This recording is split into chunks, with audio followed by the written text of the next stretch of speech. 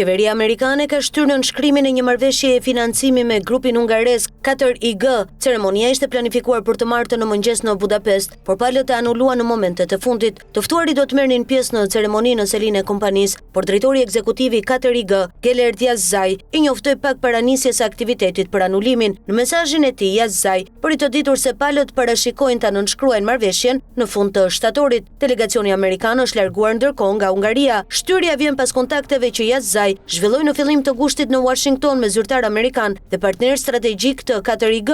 Bisedimet përfshin mundësinë për zgjerimin e bashkëpunimit në sektorët e hapësirës, mbrojtjes, energjisë dhe infrastrukturës digjitale, si dhe investimet e kompanisë në rajon. Gjatë vizitës në SBA, drejtuesi i 4IG zhvilloi gjithashtu një takim me përfaqësues të korporatës financiare ndërkombëtare të zhvillimit të SBA-s, DFC. Ai u takua me drejtorin kryesor të investimeve, Connor Coleman, dhe antarin e bordit të drejtorëve, Christopher Vince. Vendimi për shtyrjen e marrëveshjes vjen në një kohë kur qeveria hungareze ka njoftuar një shqyrtim të plotë të marrëdhënieve mes 4IG dhe shtetit. Autoritetet hungareze pritet të kontrollojnë të gjitha kontratat që kompania ka lidhur me institucionet shtetërore. Njoftimi e çon në një fazë zyrtare debatin që prej kohësh zhvillohet në Hungari mbi kontratat publike dhe raportet e 4IG me shtetin. Sipas njoftimit të ministrit hungarez së shkencës dhe teknologjisë, Zoltan Tanaks, kontrolli do të përfshijë marrëdhëniet pronësore, financiare, ekonomike dhe kontraktuale mes shtetit hungarez, 4IG NYRT dhe kompanive që kontrollohen drejt për drejt apo tërthorazi nga grupi.